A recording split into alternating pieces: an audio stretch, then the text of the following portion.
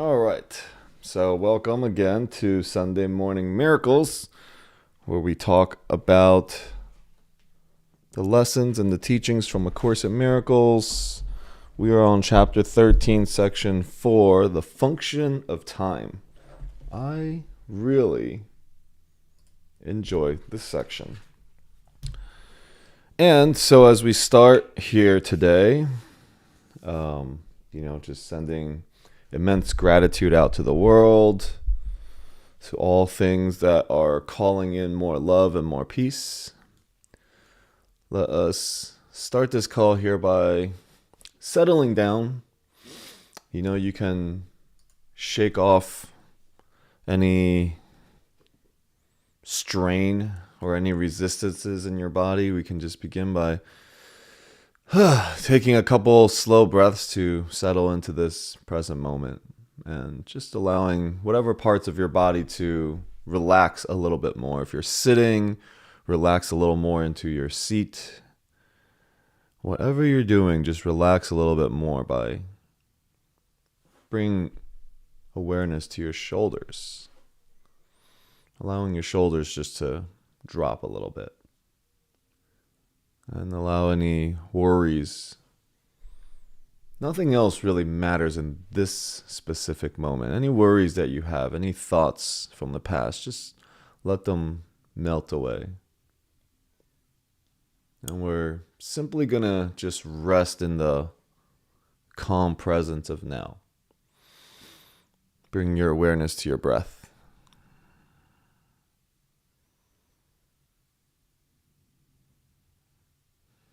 Notice that the air going in is a little bit cooler than the air coming out.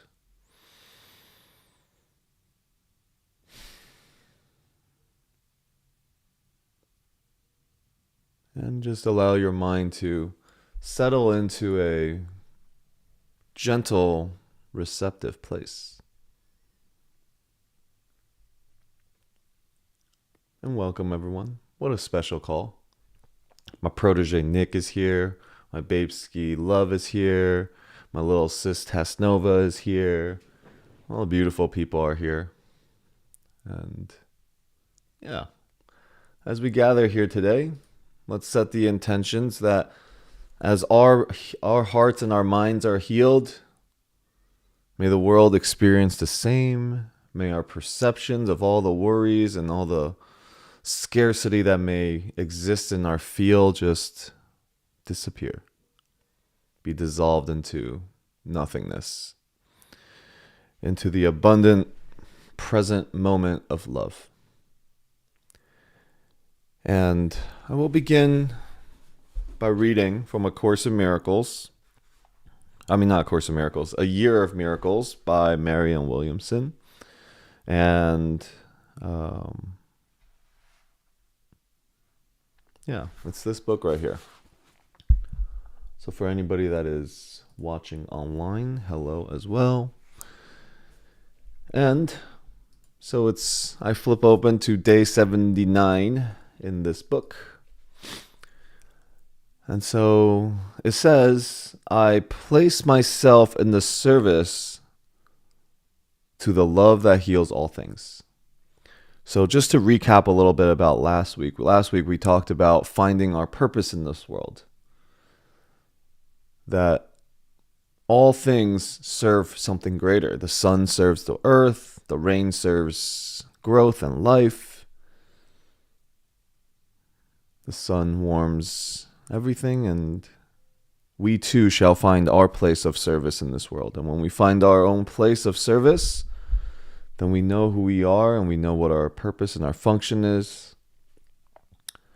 And so, of course, we continue today with I place myself in the service to the love that heals all things.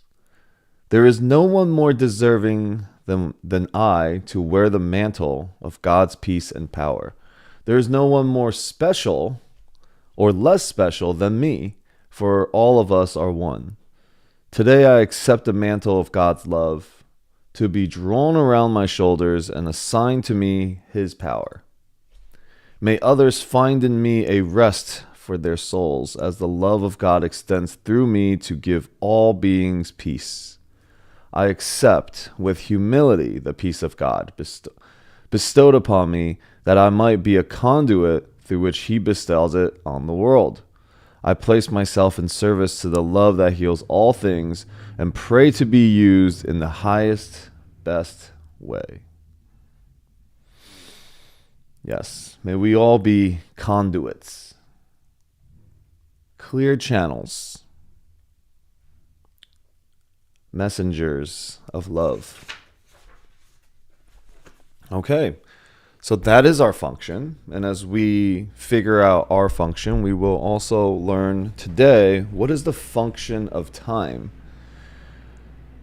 And I shared a little bit, like all good teachers, the true purpose of a teacher is to become unnecessary, is to teach the student everything that he or she knows so that he becomes unnecessary. And so the course teaches us that guilt uses time to the ego uses time to repeat guilt, to replay the pain, to project the fear into the future, so that we never actually experience the present moment, like truly being here right now. And only in the present moment can we possibly access forgiveness or return to love. The present moment is all that exists for that possibility. And so the Holy Spirit, within each one of us, there are two teachers. One that is the teacher of love, which we're going to label the Holy Spirit, and one that is the teacher of fear, which is the ego. So as we talk on this call, it's not about one being better in terms of judgment than the other, but both are being used to demonstrate to us which teacher do we want to follow, or which teacher do we follow on a daily basis. Just recognizing the outcome.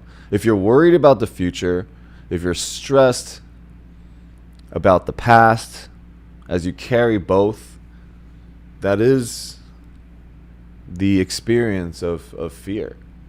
The experience of anything that is in that realm of scarcity, of fear, of worry, of conflict, of attack, of judgment. That is of the ego. And we know what that feels like. It's a tightening feeling. We don't feel good. Right? We spiral down this path of not good enough, of unworthiness, of attacking other people and judging other people. It just feels like that's going to solve the problem. And then there are moments where we just feel so light and so natural and loving, and everything, and all the worries are gone. We're excited. So there are two frequencies that we experience. One that is along the lines of love, where we're really excited and we're enthusiastic and optimistic about life, and things make sense, and we can forgive and love very easily.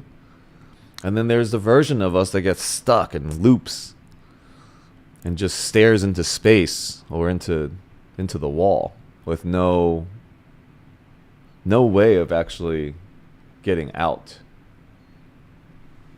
because we keep going into the past. So the Holy Spirit helps us reclaim time and gives it the real, true function, and to bring and heal our mind back to the present moment where only love remains. All right, so that is going to be our topic here today, where we truly discover what the purpose and the function of time is. And so in our everyday experience, time really feels like a linear kind of past into the future. Like, we really don't spend a lot of time in the present, nor do we pay any attention to it. Right? The fearful part of our minds, to keep everything separate, to keep the cycle of attack, judgment, and worry going, it really invests in the time in the past. So and then from the past, it carries the guilt and the stories and the things that we carry with us, like it carries it forward into the future, so that it makes the past more like the future and the future more like the past. So that's more fear, more guilt. And then the present moment is not even, it's not even noticed. So, for us is to become more aware. Transformation starts with awareness first. To bring presence into moments of our day where we just recognize, oh my God, am I looking at the past right now? Is my mind focused on the worries about the future? Or is it thinking about the stories from my past, the guilt, the feelings of regret? Right? Like, oh my God, what's going to go wrong? And that's how the ego traps us. And by recognizing and by reading today, this section, it's a short read today, chapter 13, section 4, the function of time. Hopefully we can bring more awareness to, if not today, the rest of the day, but at least here in this moment, And so given over to the Holy Spirit, again, being our teacher, our guide, is showing us how to use time so that time becomes unnecessary. The function, any function of anything in this world is temporary. It's meant to use, everything is meant to be used as a tool to undo itself. All of the teachings from A Course in Miracles teaches us to undo ourselves. The identity that we have is an idea to be undone. Because we have built that up. We have learned all the things from this world, which takes us away from our natural experience and our natural inheritance. Right? People are afraid and fearful of making mistakes because we grow up picking up something that is kind of instilled or infected us. Like when we speak, when we raise our hand, we say the wrong answer, we get embarrassed. Not only do we feel judged, but we also judge others. So notice when that happens and how we perpetuate the cycle of attack is notice where we judge. See, we can't play victim all the time. We have to become more empowered. The way we become more empowered is to recognize how we perpetuate this cycle. Not that somebody else is doing it. The ego is clever. The ego believes in everything that we talk about here, but with the exception of you. And so, as we study, let's bring all of this inwards back onto ourselves. A Course in Miracles is really for us. As we study it, student, teacher, it's a one-way street. We don't need anybody else. We are 100% responsible for our responses and our reactions to everything.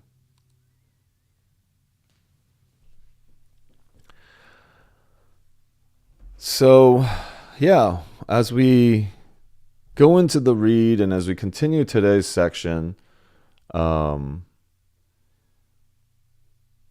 present, right? The holy instant, the Course calls it.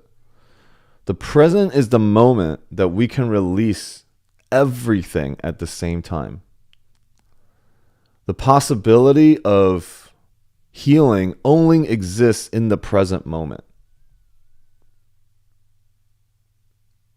And we get stuck in time like we need to be healing for a long time in order for us to let go of something. We need to do it over and over and over again.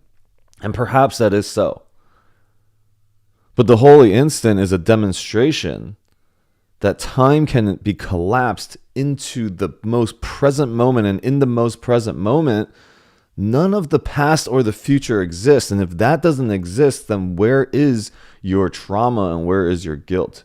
Because without time, without the past, guilt and traumas and all the stories have nothing to stand on without the past. So you must truly believe and want to live in the past if you hold the stories. And sometimes we are unconscious of it, so we do the work. And I've brought up my friend Cam multiple times in the last couple calls because it's still really profound for me. I live in a Course in Miracles guided way in my life. And to be able to still uncover some things that I perhaps am carrying into today that I don't really know that I'm doing. Or maybe I do. Because A Course in Miracles is constantly telling me and teaching me about the identity that I keep. And so it's interesting because the ego wants to keep some things covered. It hides it in the darkest places in your mind where you don't think it pertains to you. But as long as you see suffering in the world, as long as you see wars, as long as you have warring thoughts, there are places in our mind where we need to shine the light onto. Not to shame and guilt those things and feel more bad about it or try to fix it. It's literally the moment the light is shined onto it and you're willing to bring it out, it is already gone. Because darkness cannot exist if you shine a light onto something. But as we try to master and figure out and put more meaning to these dark places, all we do is expand the darkness. Where our awareness and our energy flows, that idea grows. So to worry more about something is really just growing the experience of worry. Only in the present moment can we say, all right, I will interrupt myself and be present. And can I bring presence to my experience of my brothers and sisters? That's how we collapse time. Can I remember only the present moment of everyone that I encounter? Right? Imagine being able to do that. Imagine every day you see someone that you see every day and you're like, oh my God, it's so amazing to see you. And you don't carry the previous conversation, previous fights, nothing actually from the past. Healing is available only in the now. This instant. And then this instant. Every single moment given over to eternity shines it through the illusion of time. And so we have the opportunity to lighten our hearts, to let go of worries on this call here today, even if it's just for moments.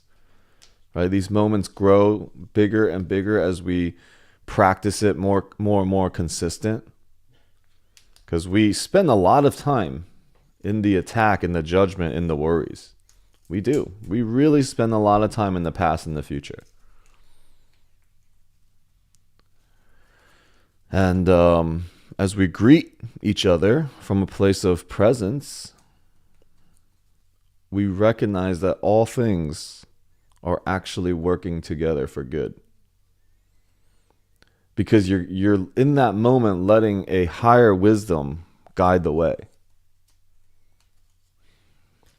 So the only time is real is the present moment. This is now. You are safe. You are loved. You are whole. You don't need to be forgiven. We are innocent children of God.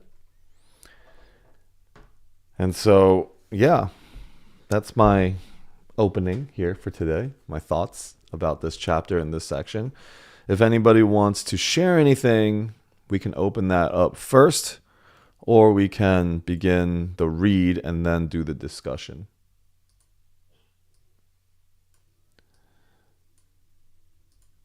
So is anything alive for anyone? Anyone want to share anything? It doesn't even have to relate to what I just spoke about.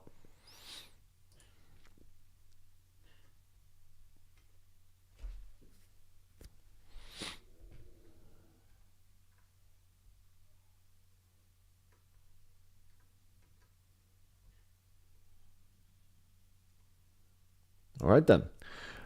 As we move forward here in this read, see if you can clear out your mind and let yourself be in a place of receiving. We often like to multitask, even in our moments that we spend for ourselves, and even in moments of prayer, our mind is actually multitasking. So give yourself the gift of the present moment, of not needing to be distracted by anything.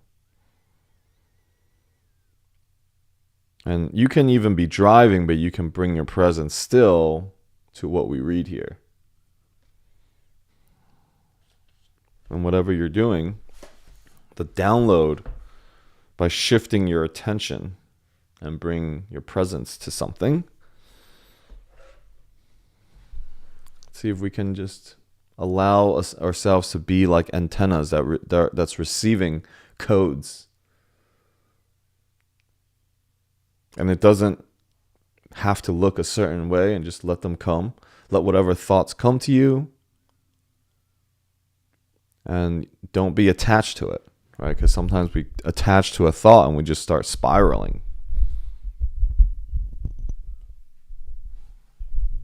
Let's see if we can just be present.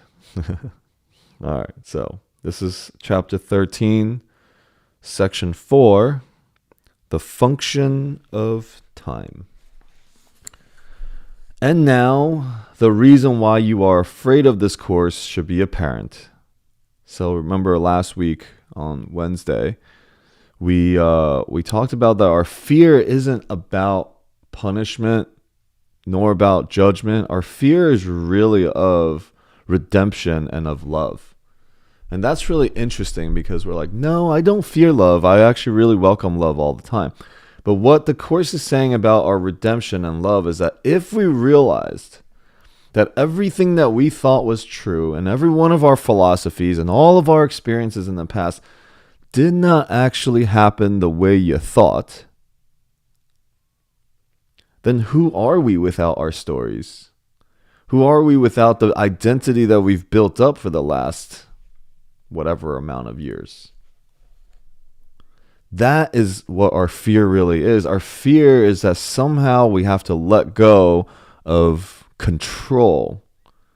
And what we think we have control of is the identity, who I've built up myself to be, all of my philosophies, right? Every single battle and every single attack and all of your judgments come from your false idea about who you are. That's what we're most afraid of, is that we have to face who we are.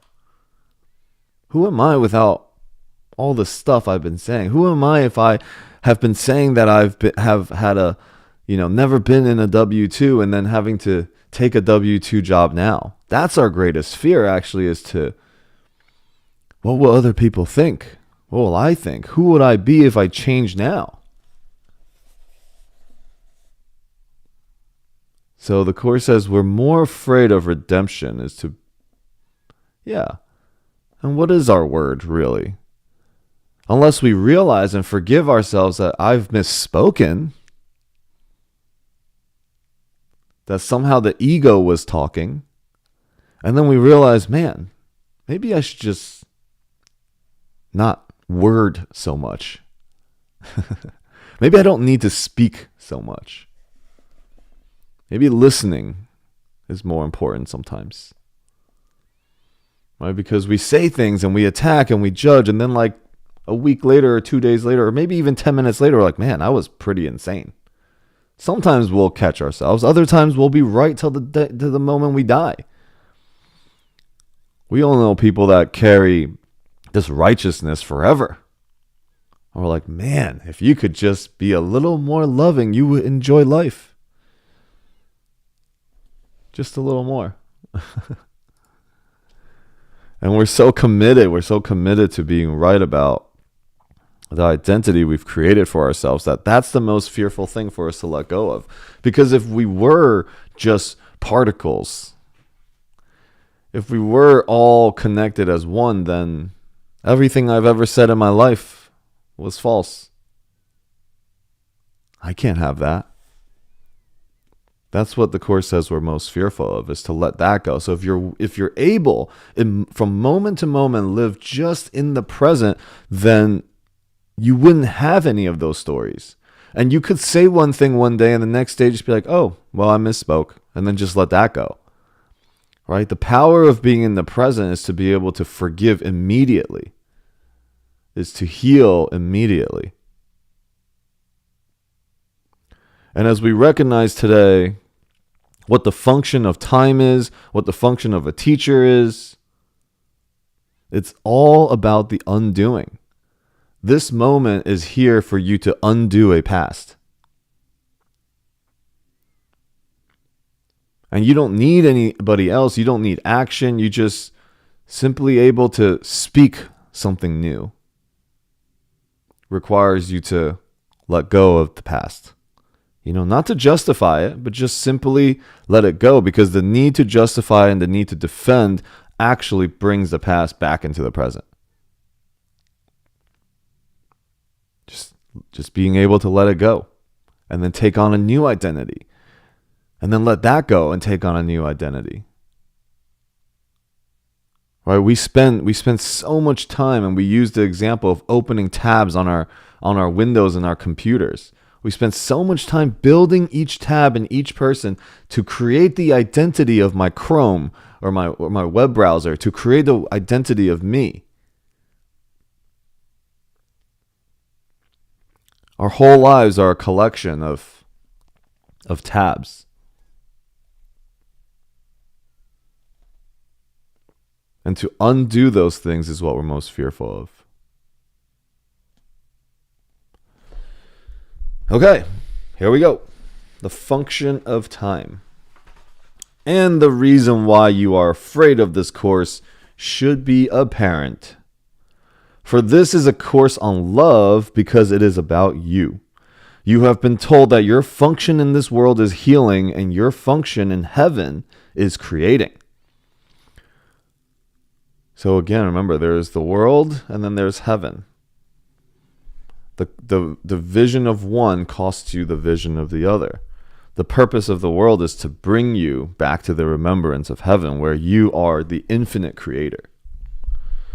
The ego teaches that your function on earth is destruction, and you have no function at all in heaven. So you would thus destroy you here and bury you here, leaving you no inheritance except the dust out of which it thinks you were made. As long as it is reasonably satisfied with you, as its reasoning goes, it offers you oblivion. When it becomes overtly savage, it offers you hell. Yet neither oblivion or hell is unacceptable to you as heaven. Your definition of heaven is hell and oblivion. And the real heaven is the greatest threat you think you could experience. So this is interesting. The ego does not want to understand or hear this, but just allow yourself to free up of the need to understand, the need for judgments, the need for comparisons or understanding at all. There is an understanding, there is a knowing that is beyond all understanding if you can just completely be open. For hell and oblivion are ideas that you made up. And remember, what you make up, you value. And what you value, you will defend against. And you are bent on demonstrating their reality to establish yours. So we're always trying to establish our reality through what we believe is real and what we have made up. If their reality is questioned, you believe that yours is. See, this is why we hold on to all of our ideas. Because if our philosophy and our idea is challenged or is questioned, then my entire reality is challenged. And that is something we, or the ego, cannot accept. For you believe that attack is your reality. So think about that. Where do we attack? Where do we judge? Where do we want to be right about something? And if we do, then attack is our reality. Love is not our reality. Attack is our reality. And that your destruction is the final proof that you were right. Under the circumstances, would it not be more desirable to have been wrong, even apart from the fact that you were wrong? While it could perhaps be argued that death suggests that there was life, no one could claim that it proves there is life. Even the past life that death might indicate could only be futile if it must come to this, and needs to prove that it was at all. You question heaven, but you do not question this. Yet you could heal and be healed if you did question it. And even though you know not heaven, might it be more desirable than death? Have you been as selective in your questioning as your perception? An open mind is more honest than this. The ego has a strange notion of time, and it is within this notion that your questioning might well begin. The ego invests heavily in the past, and in the end, believes that the past is the only aspect of time that is meaningful. Remember that it emphasizes on guilt, that its emphasis on guilt enables it to ensure its continuity by making the future like the past and thus avoiding the present. By the notion of paying for the past in the future, the past becomes the determiner of the future, making them continuous without intervening the present. How interesting is that? The present, the Holy Spirit is in the present, and the present is always here, and it's the only time that exists. But we focus so much on the past, and we bring the past into the present so much so that we actually shrink the present moment into past, and then avoiding the present, and then into future. So our mind skips the present. Now has no meaning to the ego. The present merely reminds it of past hurts, and it reacts to the present as if it were in the past. The ego cannot tolerate release from the past, and although the past is over, the ego tries to preserve its image by responding as if it were in the present. It dictates your reactions to those you meet in the present from a past reference point, obscuring their present reality. In effect, if you follow the ego's dictates, you will react to your brother as though he were someone else, and this will surely prevent you from recognizing him as he is. So think about that. Think about who you were 2 months ago, the transformation that you've had, all the things that's happened in your life. Then think about 6 months ago. Then think about a year ago from today. What were you doing? And then think about 3 years ago and 10 years ago. Now, what is kind of annoying sometimes for us with the people that are closest to us is that they just have an image of the past version of us. And we have an image of a past version of them. We have an image of the past version of them that has a past version of us all the time. We're like, my mom always does this. Well, you've just always, your mom's always. That's why the attack only comes from you. If you can see it, it means it must come from you first. You have decided to attack your brothers and sisters out there before you even witness them. So if you can witness them in the present, that means the present moment, they actually don't see my past. And I don't see their past. How interesting would that be? That's a practice. It allows somebody the opportunity to show up differently. This is called holding space for yourself and for others, actually. Is to be such a clear channel that it allows new possibilities to show up in this moment. Because you keep somebody imprisoned in the past, they will only show up that way. They can only show up that way because it's how you perceive them. There's no other way they could show up. You're the one perceiving them. So imagine just today, practice. Somebody that you encounter that you know in the past. Or you can even take a situation that you carry the past with. As you see somebody else, try to see them only in this present moment with nothing, no history behind your interaction. That's the power of the present moment. And the greatest gift that we could give to ourselves and to others is this present moment. Okay, where was I?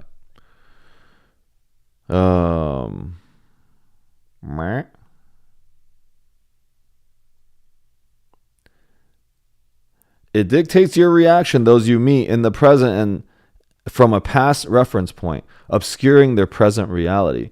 In effect, if you follow the ego's dictates, you will react to your brother as though he were someone else. And this will surely prevent you from recognizing him as he is.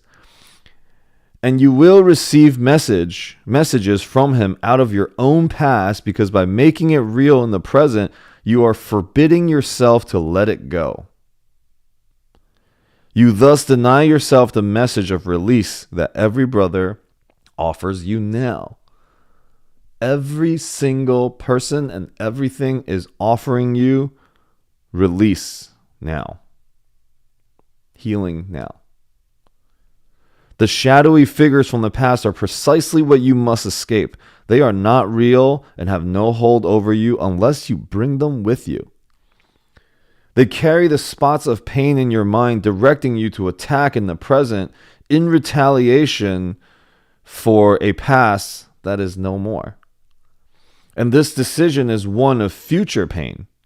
Unless you learn that past pain is an illusion, you are choosing a future of illusions and losing the many opportunities you could find for release in the present. The ego will preserve your nightmares and prevent you from awakening and understanding they are past. Would you recognize a holy encounter if you are merely perceiving it as meeting with your own past? For you would be meeting no one, and the sharing of salvation, which makes the holy encounter, would be excluded from your sight. The Holy Spirit teaches you that you always meet yourself, and the encounter is holy because you are. The ego teaches you always encounter your past because your dreams were not holy, and the future cannot be, and the present is without meaning. It is evident that the Holy Spirit's perception of time is exactly opposite of the ego's. The reason is equally clear, for they perceive the goal of time as diametrically opposed. The Holy Spirit's interpretation of time's purpose is rendering the need for time unnecessary. See, that's what I was saying. The purpose, the function of a teacher, the function of time is to render ourselves and render itself unnecessary. Think about teaching from that perspective. When you're teaching somebody, you're not teaching them anything. You're actually releasing them of the past. Provoking thoughts that make provoking thoughts unnecessary. Because when we remember who we are, truly, learning is unnecessary. There is nothing to learn. The reason for learning is to try to fill some kind of gap as if we lack understanding. And we talked about the journey from learning to embodying. Once you've become something, you no longer need to learn it. We've become so good at using our iPhones that we can type on the iPhone keyboards without even looking at it. We can drive and type, we can sleep and type at the same time. Do we need to learn to type every day? No, we've become that. So forgiveness is the same. We have to practice it. We do it every day. You know, I play a lot of pickleball. And so yesterday I played for like 6.5 hours. The day before that, I played for like 5 hours. Now, I feel like I improve a lot during that time. By the time I was done last night, I was like, man, I've definitely gotten so much better. But then I take the whole week off, and then I go back next Friday and Saturday, and I start like I'm terrible again. Like I'm hitting the ball like not even in the court most of the time. And then it takes time for me to get back to it. I'm like, oh yeah, I remember my hand had to be this way, and I have to keep my wrist still, and you know, I feel like you need to do it every day until you become it. Until, like, I've played basketball so much in my life, I'm never gonna have to figure out how to shoot the basketball again. You know, like maybe my like strength and stuff is different, but my form and dribbling and all of that, like it's second nature. So it's the same if we take it to forgiveness. We spend so much time playing with the past. We do have to learn how to be in the present now, but the purpose of that learning is to make it unnecessary. So that's what time is. Time is here to teach you that time is actually unnecessary, that there is no time. He regards the function of time as temporary, servicing only his teaching function, which is temporary by definition. His emphasis, so anytime there's teaching and learning, it is something that is temporary. Okay, that the process of teaching and learning is a temporary thing. His emphasis is therefore on the only aspect of time that can extend to the infinite. For now is the closest approximation of eternity that this world offers. It is the reality of quote unquote now, without past or future, that the beginning of appreciation of eternity lies. For only now is here, and only now presents the opportunities for the holy encounters in which salvation can be found. So just a couple of those words. The holy encounter is anything that you encounter that you can fully be present with. And salvation is the remembering that fear, ego doesn't exist. So salvation will be truly remembering who we are, right? As infinite possibility, as the divine light, as, you know, God, or whatever you want to call all that. The ego, on the other hand, regards the function of time as one of extending itself in place of eternity, for like the Holy Spirit, the ego interprets the goal of time as its own. The continuity of the past and future under its direction is the only purpose the ego perceives in time, and it closes over the present so that no gap in its own continuity can occur. See, the present, the ego disappears in the present. So it must have you go past to future without spending any time in the present. Its continuity then would keep you in time, while the Holy Spirit would release you from it. It is his interpretation of the means of salvation that you must learn to accept if you would share his goal of salvation for you. You too will interpret the function of time as you interpret yours. If you accept your function in the world of time as one of healing, you will emphasize only the aspect of time in which healing can occur. Healing cannot be accomplished in the past. It must be accomplished in the present to release the future. This interpretation ties the future to the present and extends the present rather than the past. But if you interpret your function as destruction, you will lose sight of the present and hold on to the past to ensure a destructive future. And time will be as you interpret it, for of itself it is nothing.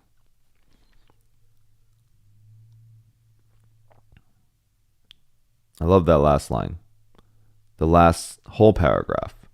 If you accept your function in the world of time as one of healing, you will recognize only the aspect of time which healing can occur, which is the present moment. So, is your function healing or destruction? Is it to love or is it to murder? We can go. I want to just, we'll make it more extreme, right? That's the only question we have to ask ourselves every day. In the presence of others, is my function here to love or is it to murder? Is it the crucifixion or is it the resurrection? What does the world emphasize more of? Just think about that. Do we emphasize the crucifixion of Christ or do we emphasize the resurrection of Christ? Just that itself, if you think about it for yourself throughout the day, and you need to look no further than just being aware of your day. Do I judge more or do I accept more?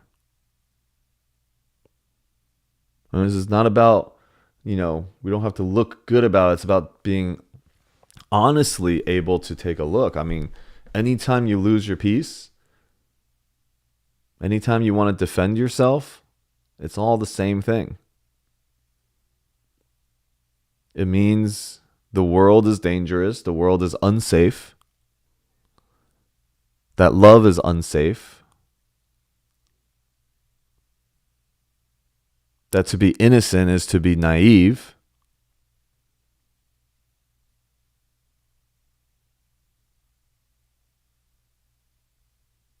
Yeah. So, healing can only occur in the present moment. It cannot be accomplished in the past. So if you want your future to be of the healed version of you, then you must focus on the only moment that healing can occur, which is the present. We're tying the present to the future instead of the past to the future. So we want to extend and expand present moment. Okay, what thoughts? What are some things that are showing up for everyone? Any thoughts about this conversation here today? Just know that as long as there are thoughts in your mind, it is already in this space. So go ahead, Lisa. Share with us.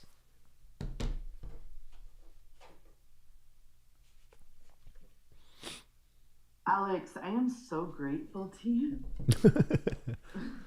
As I I am am so to you. grateful to you. I am so grateful for the presence that you requested that we take to hear the words. Hmm. I feel the emotion already starting, and I didn't know that before before I hit unmute. Because I was doing things, until the last moment when you said I was preparing to come. As you said it, I'm like, okay, I'm gonna come. And I laid down, and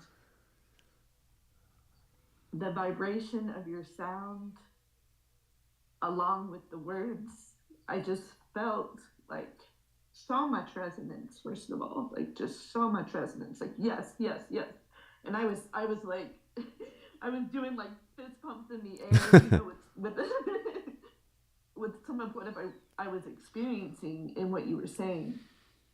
In human design, presence is my purpose. And through the medicine work over the years, I felt that like, presence is where my magic is. It's where Mm-hmm. I am. It's where the other is. It's so important. It's so beautiful. It's so beautiful to be present with every, person that I come in contact with, and with myself. And um, I felt like, as you were speaking, just like changes in also in some of the programming, that I've had in my life. And I Mm-hmm. can't even like pinpoint, and I feel like I need to listen to this again, take notes and really like dive deep into what I'm feeling and experiencing. Mm-hmm. Really, really just profound. Oh, I know what it was. To meet each person without a past. Like I really felt the power of that statement, in where I live, in my interactions every day with the people I live with. Like what a beautiful, like new moment I can create, every time I'm in contact. Yeah. So I thank you so much for just you, every part, and um, for this moment, to really feel the present moment Hmm. and to give presence, to myself in this moment. So thank you. Yeah. Thank you, Lisa. Thank you for seeing me. Thank you for receiving. Thank you for sharing what you just shared. Yeah. And to bring us into the present moment, thank you. Thank you for that. And yes, it is a really, really powerful concept of like continuously letting go of the past. Like, okay, that was the past moment. What's this new moment bringing? What's alive now? What's exciting now? Right? So, who else would like to share something?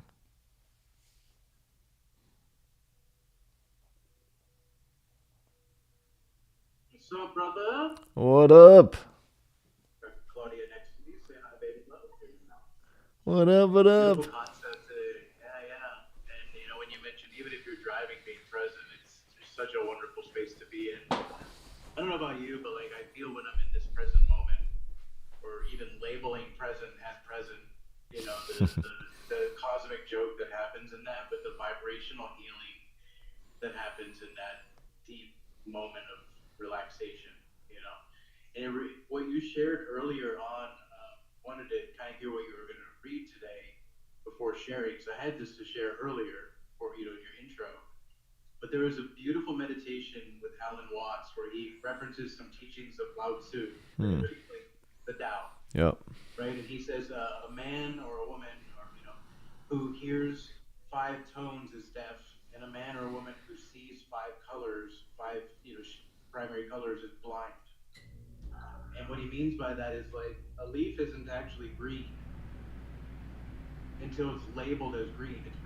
It's a representation of bringing the past of like, oh, that's green. So every time I look at something, I label this beautiful tree in front of me as green, and it's a tree, and it's a thing. Like what the present moment in such a deep, profound presence that was coming through as you were reading, of like just observing what is for what it is, and without labeling it as this or that or another person or that. And even like Lisa, your share, thank you, was like opened up it even deeper for me. Is like, since in the course, in my understanding of the course, there is no one else. There's no other. Mm-hmm. And presence with self and presence with other is actually saying dualistic. So presence is just the isness that is, and being able to see the representation of this smiling, beautiful face of Alex, and you, Lisa, with your glasses on, and your deep, profound drop in that you had there, laying down and all that, feeling the vibration. Like this beautiful ocean of awareness is what's opening up in this calm. So thank you so much. Just wanted to Hmm. share that with you. Yeah. Yeah. Thank you, Adam. Thank you for sharing that.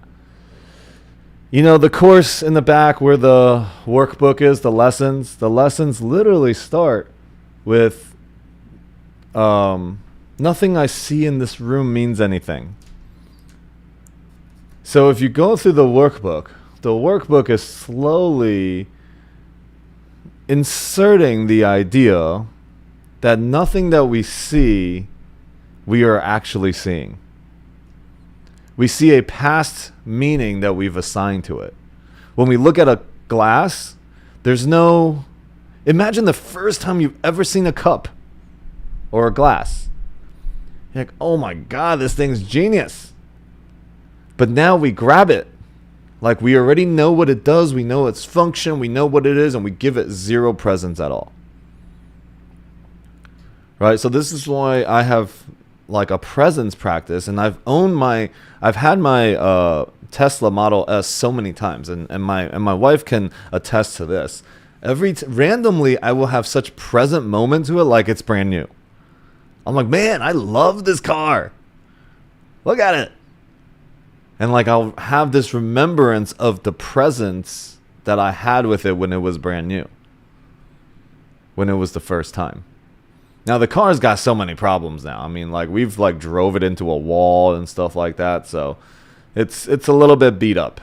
But I still like will get in it. I'm just like, oh my god, I love this car, you know. And even though I think it's coming to the end of its life with us soon, but you know, I still have these moments of brand new excitement for it. And so think about like if you can do that with certain things. So like, just practice seeing something brand new again, and then you can start doing it with people.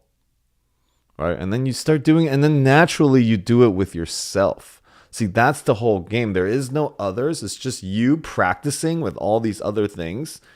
All of our brothers in every situation, all of it gives us the opportunity for salvation. And again, salvation is the remembering of our true nature. And in order for that to happen, we have to practice this new moment, new possibility. New moment, new possibility. New moment, new moment.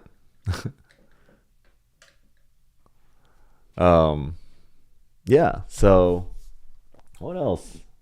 What else is alive right now in this group?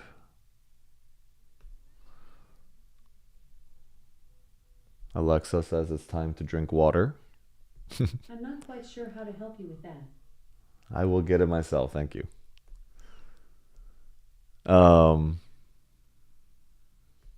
So anything else?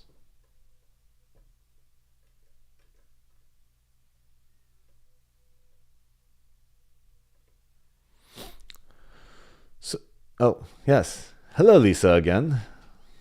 Or, I mean, hello, Lisa, first time. If no one else is going to hop on to share, I was really excited to share something that's alive for me in this moment, in that I got to perform at Ecstatic Dance last night. Oh. And this was way different and way beyond any other performance that I've ever had before in my life. Because I got to like open up the 30-minute set with, hey, everybody vocalize with me. And I did a short vocal activation and then played two of my songs that are on my ceremony album, Rebirth and Bliss. And I asked them to sing with me, express, dance, move, meditate, do yoga, go on a walk, do anything that you want to do in this experience, and just be with me. And it was the absolute best performance, I think, of my life. And there were probably 100 people there. And it's the most amount. I mean, last month, it was between 60 and 80 people that I got to share vocal activation with for like 15 minutes, and it was amazing, right? That was the most profound moment of vocal activation, getting to share with that many people. And then last night it was like, oh, here's more people to share your light with and share yourself with, and to hold space for. And it was incredible, magical moment of my life. So I just thought I would also share that. Amazing. And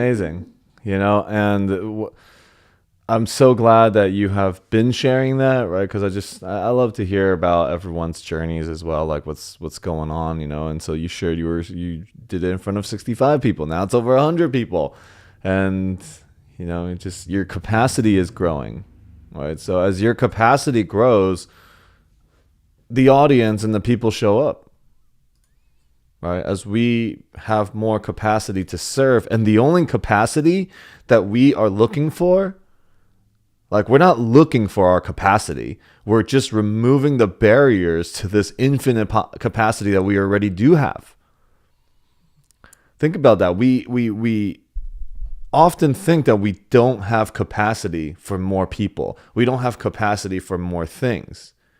We have just built too many barriers around things. You know, like, because literally things and people have no weight. They don't occupy any space with us, right? It's just like, it's infinite. Unless we make meaning of something and give it weight. Right? So think about, like, if it's just all like feathers, right? I don't know. I got another analogy coming to my head, guys. So feathers just floating around all around us. And it's like, oh yeah, it doesn't cause me any more things that I have to do, right? But then what we do is we're like, oh, we like that feather, and we tie like a little weight to it, and it just like falls. And I'm like, oh man, now that's getting heavy. And we just tie it to all the things in our whole life. We make weight of things that are weightless. And so the purpose of the ego is to keep those weights on there, because that's important, and that's important, and that's important, and I like that, and I don't like that, and we tie weights to every one of the ideas connecting in our mind. Or another way to put it is, we have now put way too many things on our altar. Right? Just like, kind of picture that. Think about how much shit we have in our place now, when the feathers are just flying away and it's fine. It's doing its thing, and we can continue to be excited and be like, oh my God, look at that feather. That feather looks weird, or this one looks whatever, but we just let it go. And it doesn't occupy any space. We're able to move the energy around because we're not attaching anything. Right? So what the Holy Spirit does is, if you're willing to just leave the room, the Holy Spirit comes in and just unties all of it and lets it all fly away again. Or go wherever it's supposed to go. Go with the wind. We're like, no, not that one. I want that one. Let me keep that one. Okay. In my mind, the analogy really, really, really worked. So hopefully that landed for somewhere. Now we know the function of the Holy Spirit. We know the function of the ego. The ego attaches. The Holy Spirit frees.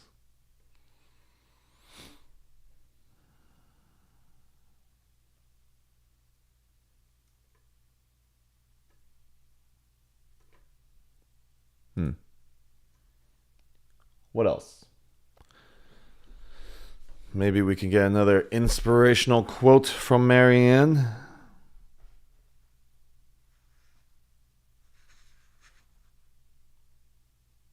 Okay, fine.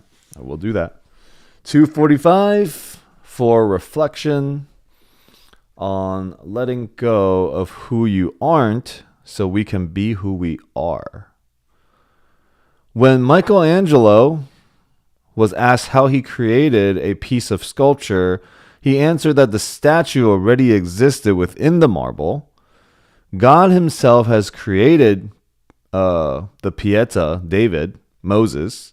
Michelangelo's job, as he saw it, was to get rid of the excess marble that surrounded God's creation. So, it is with you. The perfect you isn't something you need to create, because God already created it. The perfect you is the love within you. Your job is to allow God to remove the fearful thinking that surrounds your perfect self, just as excess marble surrounds Michelangelo's perfect statue. The great enlightened being of the world are those who have done that, who have actualized the spiritual potential that exists inside us all. By following their path, we follow the path that leads to our own enlightenment. Our task is to drop the non-essential clutter that surrounds our shining selves. Huh, look at that. Exactly what we were just talking about, right? Feathers, marble, same thing. Same.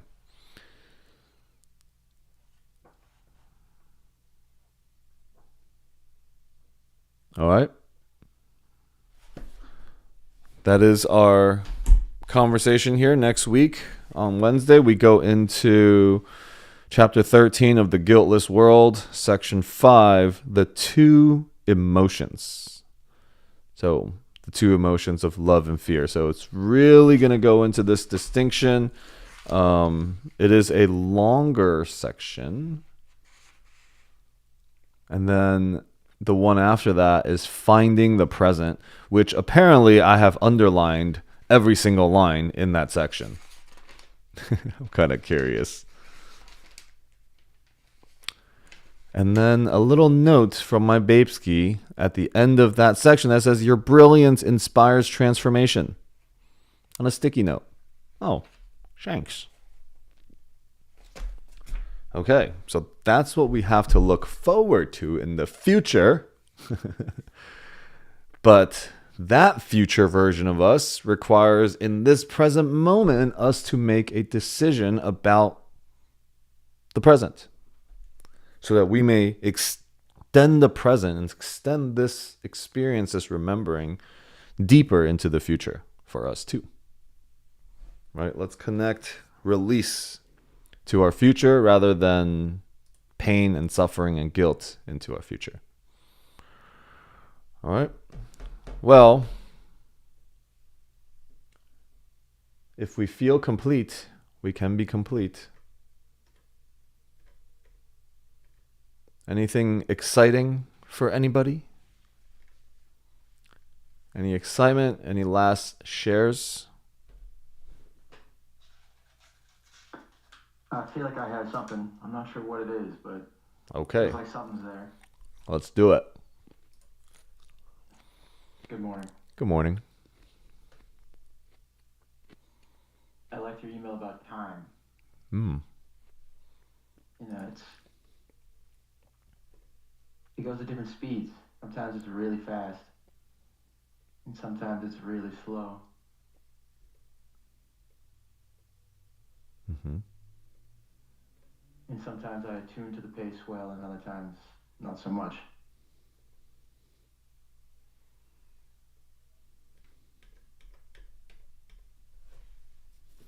But when I'm truly present, when I truly attune to what is here now,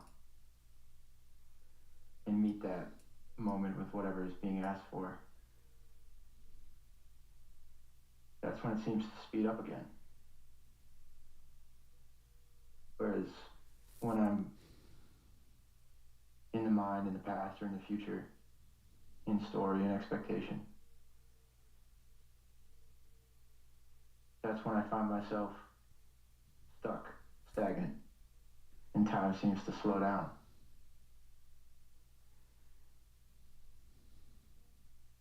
Because I'm resisting whatever is truly being asked for.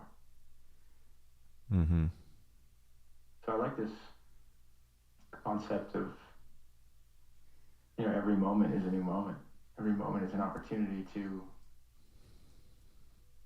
meet it where it is. Even if the one 3 seconds earlier, I didn't do that.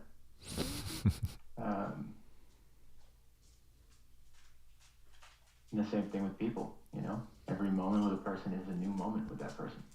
Mm-hmm. Releasing them from the past, releasing myself from the past. And choosing to see what is here now. Mm-hmm.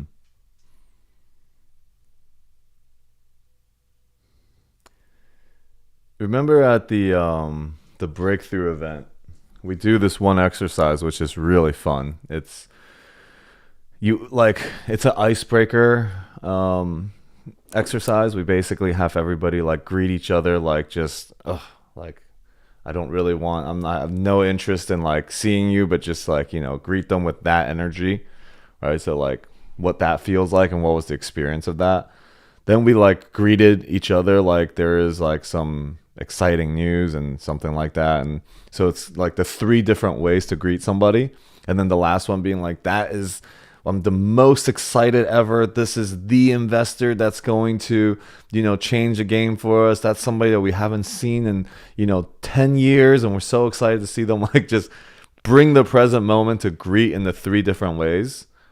And literally your experience changes not because of somebody else, but because of what you brought. So today, like if we want to just see and practice being present, allowing this new moment, then greet someone differently than you would normally.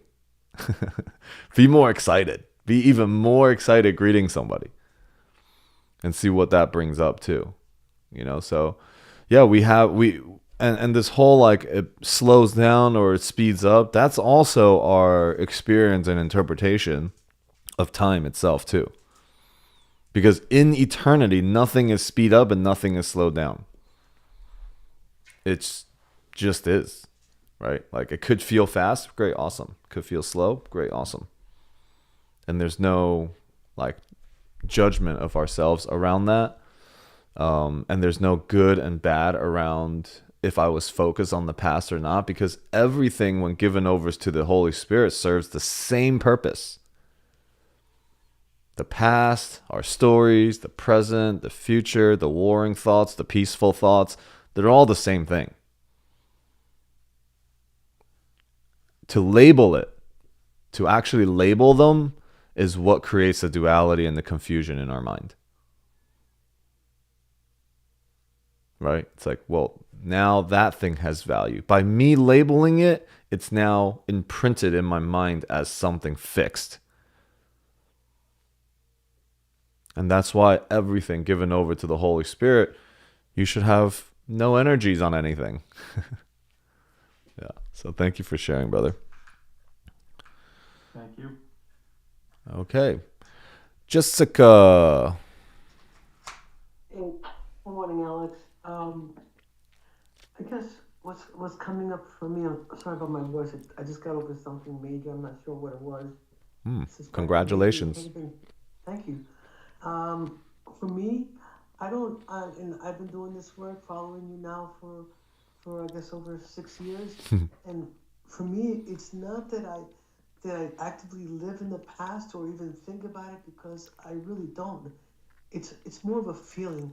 It's more of a grip that it takes over me. Like there are moments when I'm alone in silence, like right now, where I just feel like this fear that just like wells up inside of me, and it's not because my thoughts are on anything in the past or I'm entertaining it. It's just a feeling, and no matter how much I try and I do everything, including this and mantras, and I'm constantly like putting good stuff in, because the moment that I have the silence, the fear just comes up in me of the future of everything just comes up, and it just wells up inside of me, and it's a feeling. It's not a thought. It's not that my thoughts are in the past and I'm not living the moment. It's that fear that just comes up, and I feel it in my heart, and it just grips me, and it overpowers me, and I don't know how to get away from it. I just don't know how to get away from it. And these are my moments when I try it. I am present in everything, that when I'm with you and when I'm with this group, whenever I can. But the moment I let my guard down, it seems like it just grips me and takes over me, and it's so hard to get back to the moment, to go back to that peace. Doesn't have to be a stimulus of any kind. It's just something that comes over me, and I just don't know how to get past that. Yeah, so you've become fear, right? So like it's very natural. Yes. It's very natural for it to come for you, and and it's actually very natural for everyone, because we just kind of live in that. Now, here's the thing.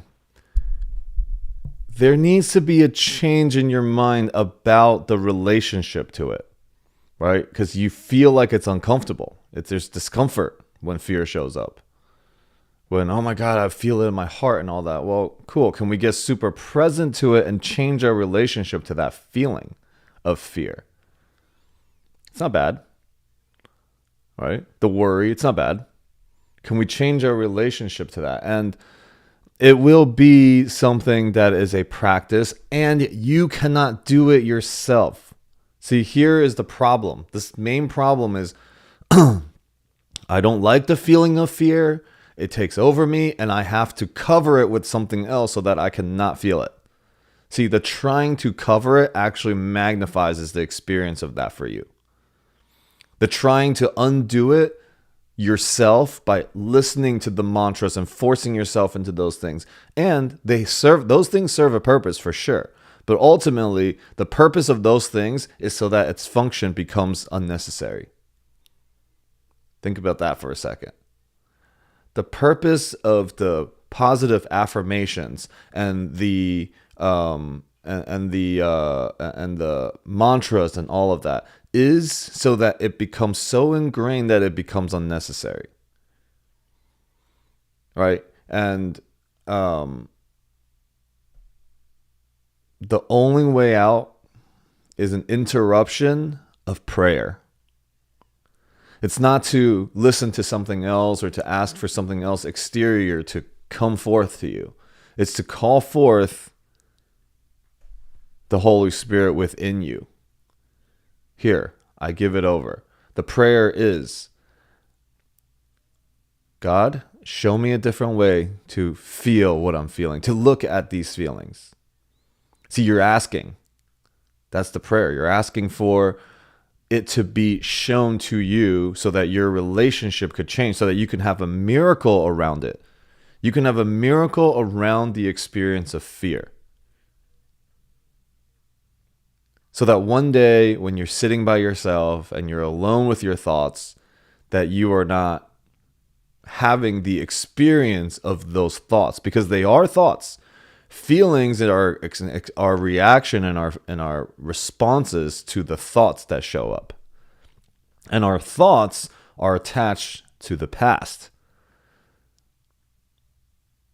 And so in this moment, because you've thought it and because you've created it, because you've made meaning to all those things, whether it be money, time, death, whatever, all those things, body, illness, sickness, we've attached meaning to certain things. And because we've made it, we value it. And if we value it, we will not let it go ourselves. See, the only way out is to deepen your connection to God and to the Holy Spirit that can actually remove those things for you. So God, show me a different way.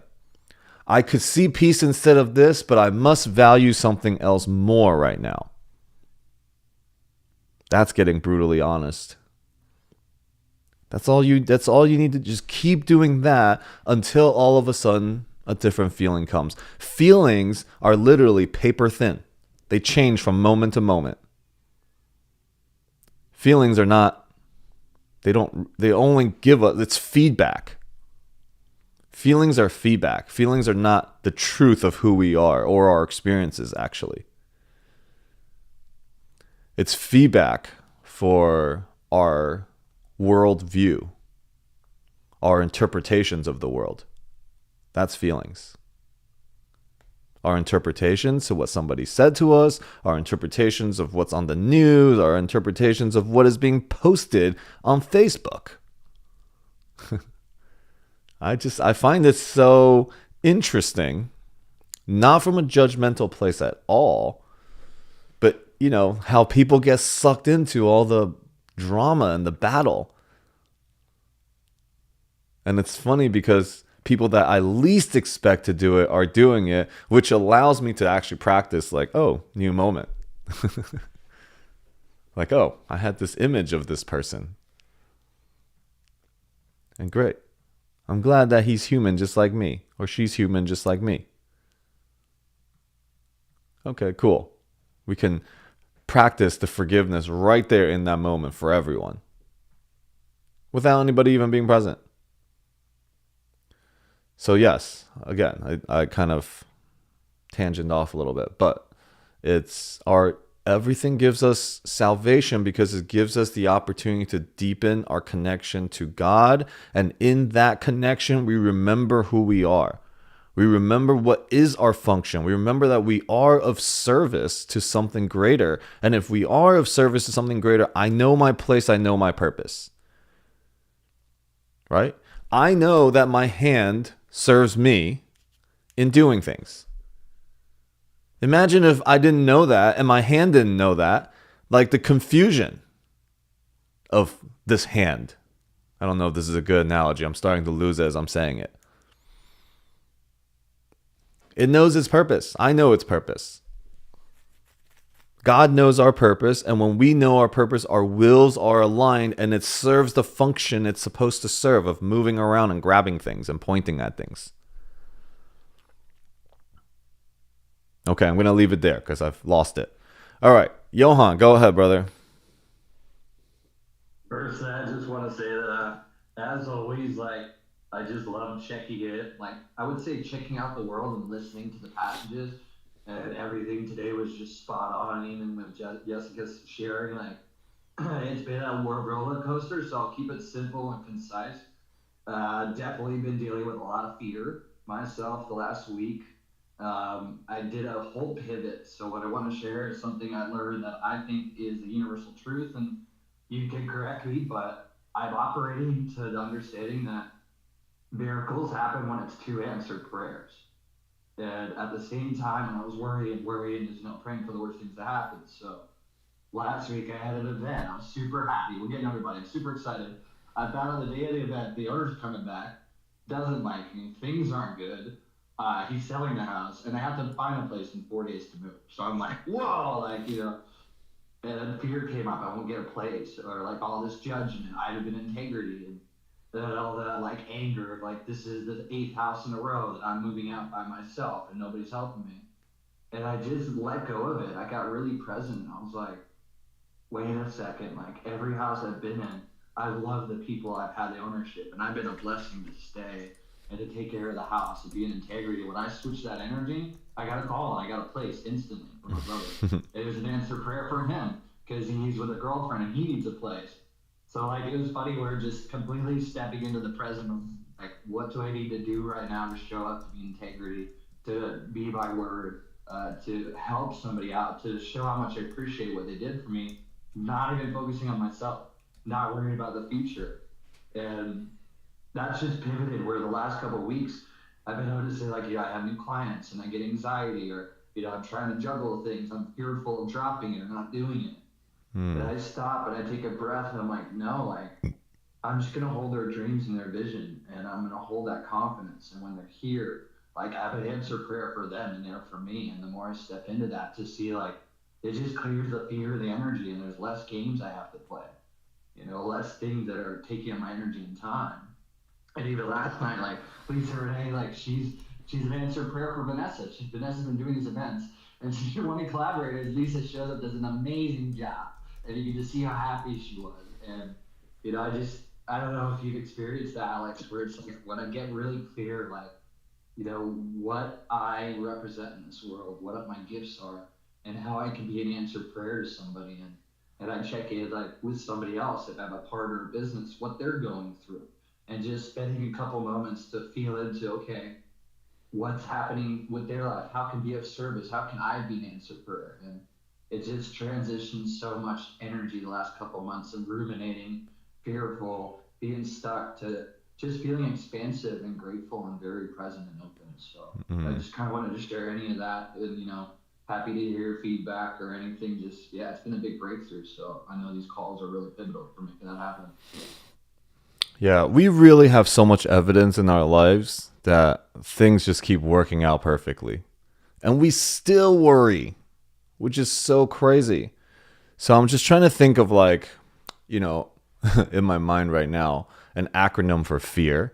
Okay, so since fear is the absence of faith, so faith ends.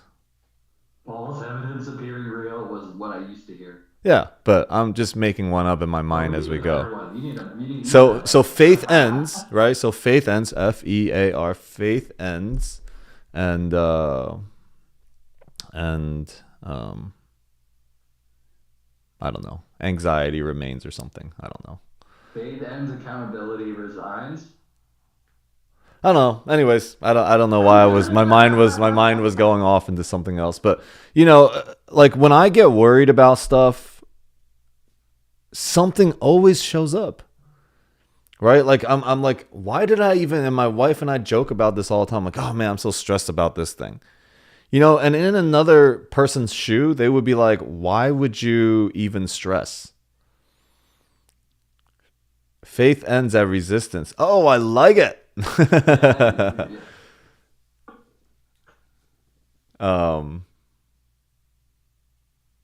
Well, faith and yeah, that's a really good one. Did we just make it up together, or does that exist? That's custom. Oh yeah, original gangsters, guys. Wait, what was it? Faith ends at resistance. That was fire. Okay. What were we just talking about? Oh, whenever I get worried and I stress about things and then things work out and then we laugh at like, man, why did I even stress all those days? Why do I do it to myself? So like as we just deepen our faith that, oh my God, it's all going to work out, like that trust. That's the whole practice.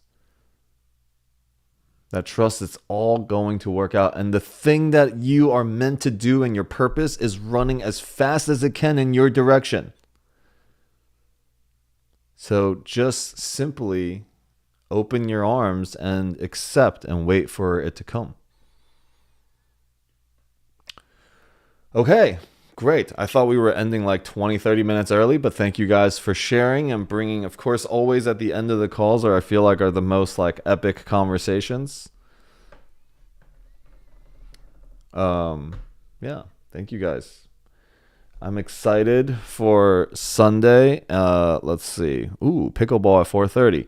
All right, so more pickleball. All right, y'all. Have a great one. Thank you, everybody. Much blessings. Peace out.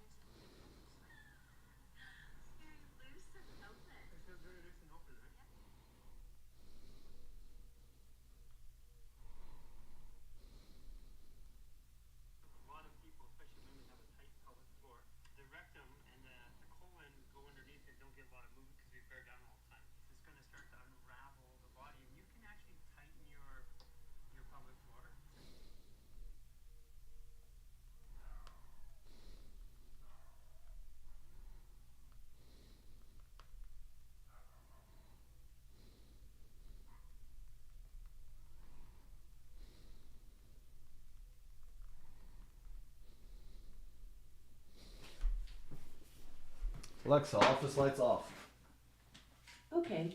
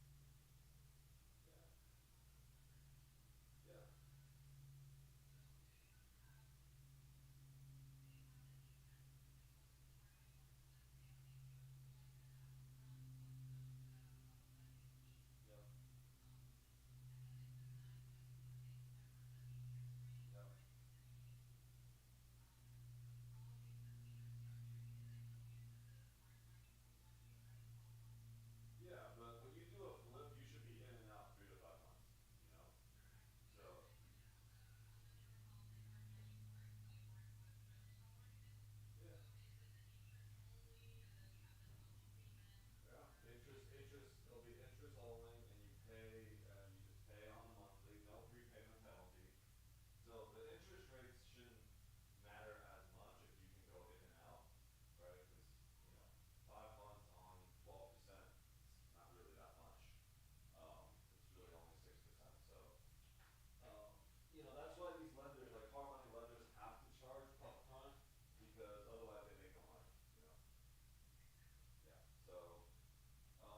Yeah. So, yeah, you pay on the monthly, no prepayment.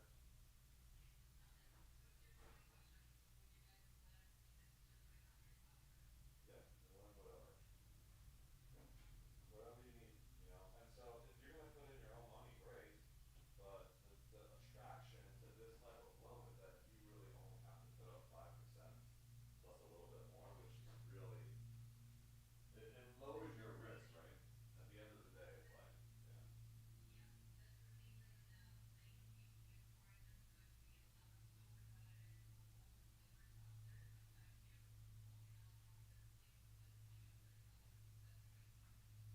Yeah, I mean 20 or 30,000, it's so tight. That's because you're playing at the lower range. But if you go flip $1 million home, it's, you know, a couple $100,000 now. And all you have to do is really partner with somebody. Like you need to find a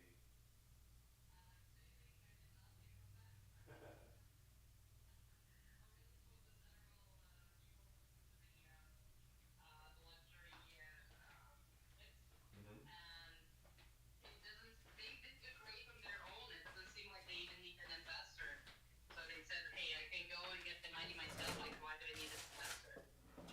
Yeah, but you bring the deal. See, like that's the thing. If you find the deal, you bring the deal, right? Like you allow somebody to, and it doesn't even have to be a partner flipper. It could be just a company, a GC that does luxury flips. You know, do a little partnership with them. They're GCs. They're doing flips, not for they're not investors doing flips. They're just doing the work. So I'm not saying partner with an actual flipper, but partner with a GC. You know, somebody that's in that space. That's what we're doing. I mean, I'm gonna do a flip for fun. Like I don't do residential, but I'm just gonna do one for fun. So we like identify this $1 million property, me and Kasha, and you know, we would only need to put like $50,000 down plus the carrying costs.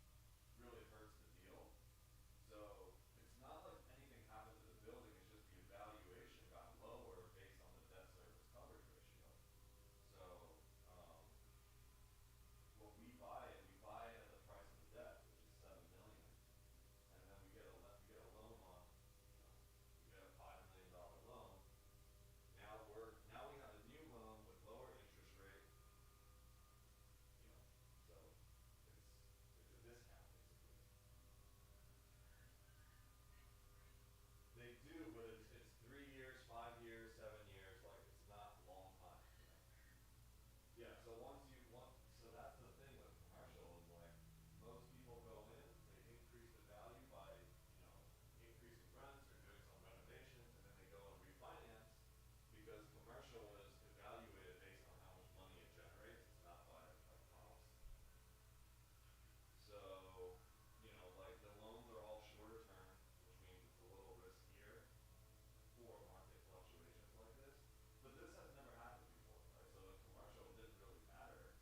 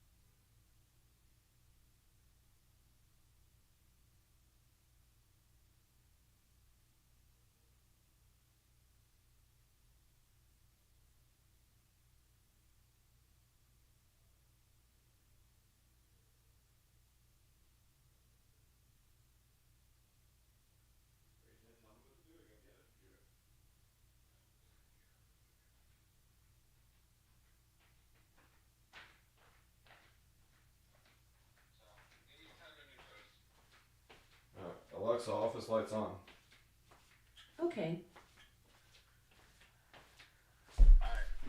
I'll call you. Give me a few minutes. All right.